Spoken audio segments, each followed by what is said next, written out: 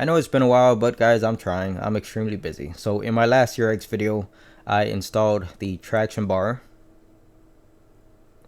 and then we installed the shifter cable brackets, the cables themselves, the entire shifter assembly, and all of that went as good as it could go. Now in that video at the end, I said I was going to be doing the brake lines in the very next video. In our next video, we're going to pull the engine out because we have some custom brake lines to make. You see, I did say that, but I lied. So we're gonna have to go ahead and do something else. I'm really trying to wrap up this whole thing, guys. I want this engine running in 2024. Now keep in mind, I said running. I never said the car is gonna be driving. I just want the engine to start, and I'll be happy for now. As you can see, the transmission is on the ground, meaning I pulled the engine out once again. So this is my, if I remember correctly, K20Z3 transmission out of I think a 2006 Civic Si. Someone will correct me if I'm wrong. Anyways, it has the 6-speed LSD, and let me get this phone call. Sorry about that. As you can see, I picked up a new pivot ball for the fork as well as a dust boot cover. I don't know if those are the technical names, but that's what I'm going with. So here goes part numbers if you're interested. And the fork itself, I had plans on buying it until I found out the Honda dealer website wants like over $100 for a fork, and I'm like, no thank you, because the fork that came on this transmission was just dirty, but it was perfectly usable. So I'm like, I'm not spending that money when it's not really necessary. So of course here I am cleaning up the transmission. I know it's not necessary, it's just gonna get dirty again, but I know if I didn't at least attempt to clean it, I would have a guilty conscience. So that's what I'm using here, which is a die grinder, wire brush, Dremel, pretty much any tool that's at my disposal to try to clean this. And what I found works really well is a mixture of soapy water and even this Gojo stuff, you know, that orange stuff that you clean your hands with. Well, guess what?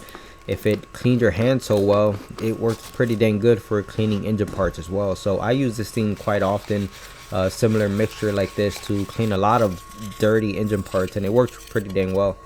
So that's what I'm doing here. If you're wondering why I didn't have all this stuff already inside the transmission when I bolted it to the engine, well, it's because I knew all this stuff was going to be coming apart again.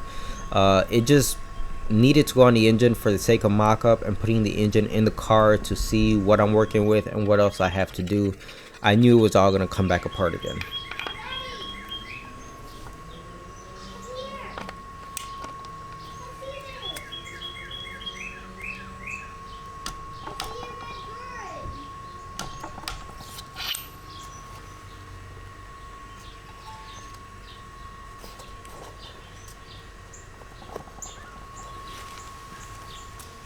So this is a fork that came with my transmission, and besides looking a little old, there's nothing wrong with it. It's still perfectly functional. So that's why I just cleaned it up and we're gonna reuse it.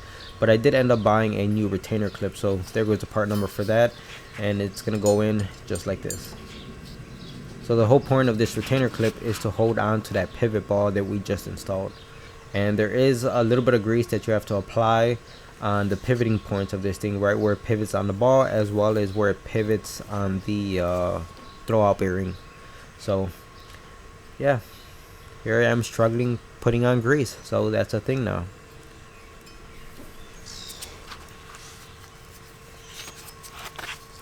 You are supposed to put a little bit of grease on this end as well, but I'm not going to do it right now because I'm not ready to start messing with that at this moment. But we'll put just a dab of grease on these two small ears, and that should be good enough.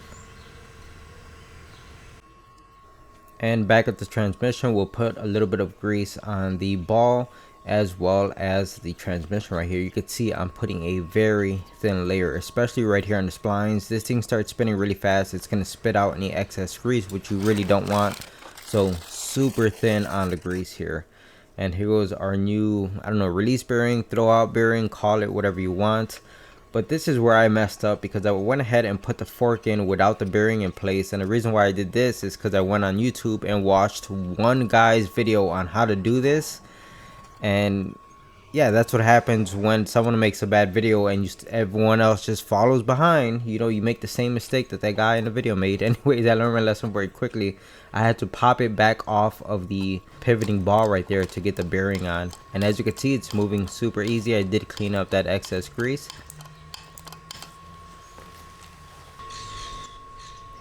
And now it's time to install the two seals on the transmission. I've had these two Timken seals kicking around the garage for about 2 years now. It's finally time to put them to use. Now before I decided to install them, I checked them on my CV shafts and they seem to fit nice and tight, so I know they're going to seal, and they also fit the transmission. Surprise, surprise. So as you can see, the old one pulled out without any issues.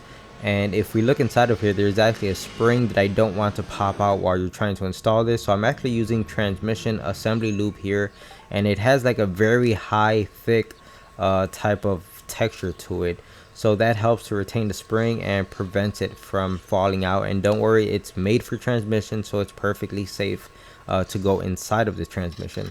So I'm gonna go ahead and knock the seal in right here. This one came out decent. I'm not super proud about it because I feel like I knocked it in just a hair too far, but it's still gonna be fine. It's still gonna seal, so it should be fine, hopefully, maybe. And here goes the one on the other side. I did this one off camera. Here it goes next to the old seal, and this one came out absolutely perfect. And that pretty much wraps up everything that I had to do on the transmission, so it's time for it to go back on the engine. Unfortunately, I have no one to help me put this on, so that's why I'm using the engine hoist. And I've been at it for about a half hour, but as you can see, it's starting to line up and it looks like it's going.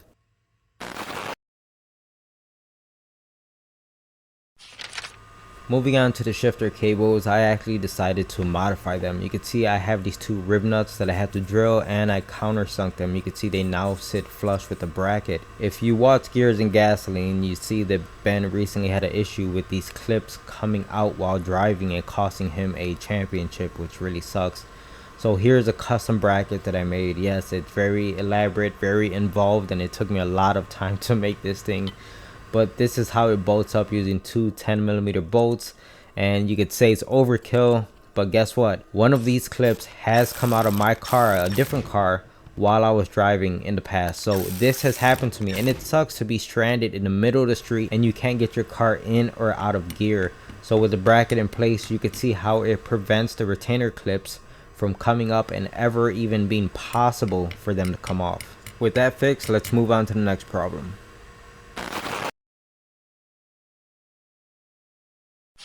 So apparently I'm the only one having this issue where I'm having a hell of a time trying to get the engine in and out of the engine bay with this mount in place. I always have to remove it just to get the engine in or out. And keep in mind, this mount is supposed to be welded in place. No, I'm not doing that because it doesn't seem to work for me. So I'm gonna make some custom brackets here, and I basically want to reinforce this thing and have it bolt down to the chassis in multiple places. So as you can see right here, if I put my digital level on it, this is where the mount has to be exactly, so that the engine just falls right into place at 1.1 degree, and the plate I just bolted down 1.1 degree. Everything's looking great, and I'm gonna go ahead and weld everything together using this steel tubing right here.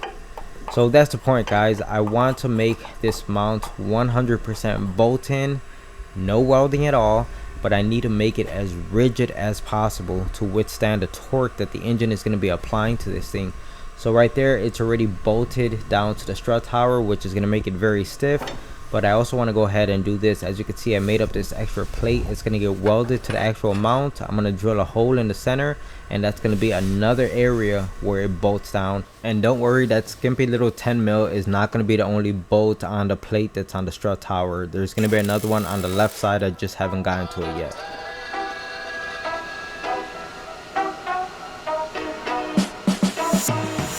Extra, read all about it. Extra, read all about it. Extra, read all about it. Extra, read all about it.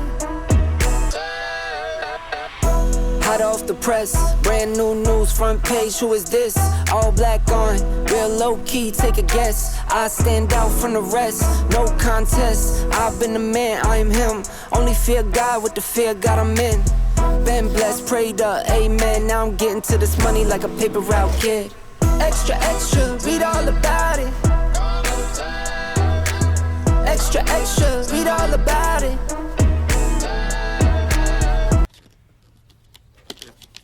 Don't hurt yourself now.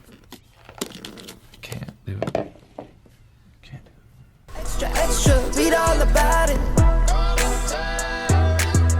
extra, extra, read all about it. I've been the man, you verse me, I know you would never win. Rarely take an L, never been a fan.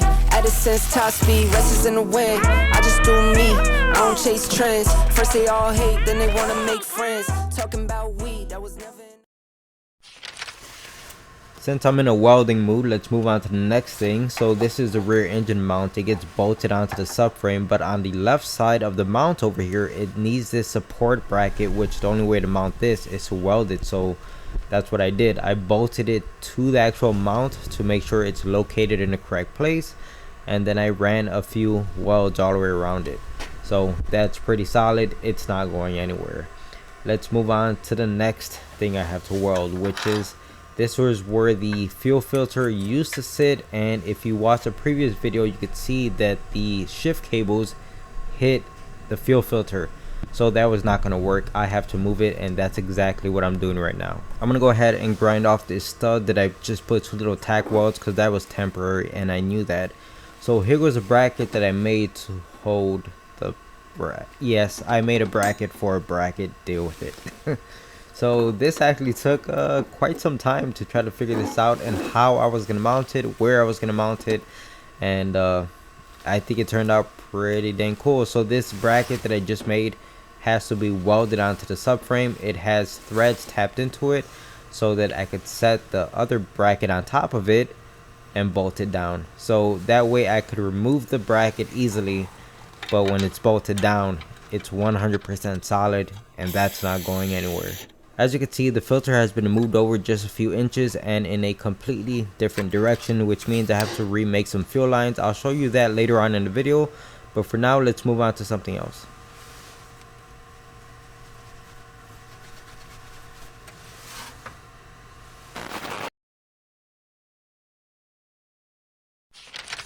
Some of you may remember the damage that I caused right here trying to remove the original mount that held the D-Series engine in a previous video. So it's kind of an eyesore, and I don't want any water to get in there. Well, not any more than what already is. So it's time to fix it. Don't tell me how you feel, so quietly next to me. The silence souvenir, letting you go, letting you go. Keep craving you the days that you don't want me, like searching for some heat inside a cold breeze. On and on forever, won't you hold me? Now won't you hold me? Oh, 'cause baby I try to tell lies. Now I could spell them out if I still tried. 'Cause I don't care as long as you're there, as long as you're there. Baby, we can do this all night. Keep on second guessing our love, oh love. I don't really care if you don't mind. Baby, we can do this all night. We can do it all night. We can do it all night. Baby, won't you hold tight, hold tight, hold tight. Yes, we're pioneers, roaming in the atmosphere. I hate when you're not near, drifting away. So what do you think about that repair patch? I think it turned out really nice. So now let's move on to the fuel lines like I mentioned before. The thing is, I just found out that one of the fuel lines that went from the fuel filter to the fuel pressure regulator is actually going to work on the opposite side of the fuel filter now, and it's the perfect length and all of the fittings are facing the correct way. It's a win-win. I mean, you can't ask for anything better than that. It just bolts right up. So that means I only have to make one line now. Now I have to make a line from the fuel filter back to the fuel pressure regulator, and would you look at that? Would you look at that? Look how perfect it fits. I love anything that saves me time, and this seems to be working pretty well. So here goes the extra line that I actually do have to make. So I'm not going to go into details about making this custom fuel line because I actually have an entire CRX video dedicated to the fuel lines, and you guys saw me make these lines inside of that video. So I'll put a card in the top right hand corner, and you can go ahead and watch that video once you're done with this one, of course.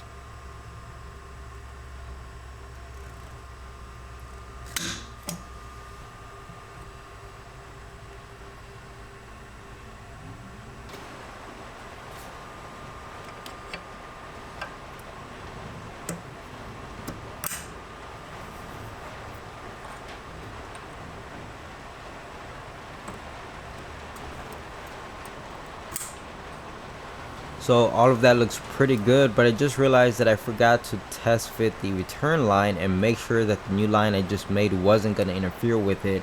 So I'm test fitting the return line right now, and it looks like I got really lucky on this one because it just barely clears. Now even if they were touching, it's not that big of a deal, okay?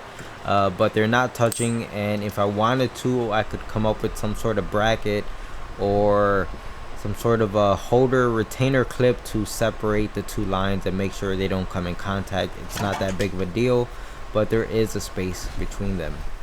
Anyway, so that's gonna be it for this video, guys, and I promise the next video is gonna be on custom brake lines. I'm sure some of you eagle-eyed viewers have noticed the brake lines in this video, so it's already in the works.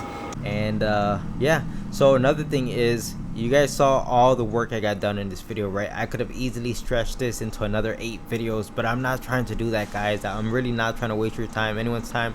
I want to get this engine running. I'm dead serious. So as you can see, I changed the format to get things moving and get this ball rolling a lot faster. Anyway, I hope you enjoyed the video, and like always, thanks for watching.